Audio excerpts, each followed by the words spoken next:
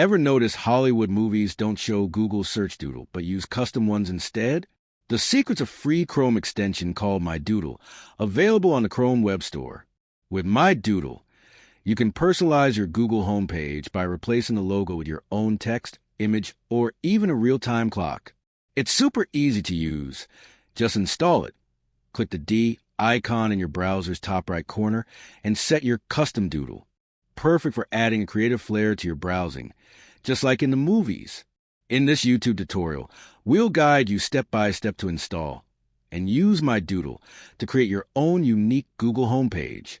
Try it free and unleash your creativity.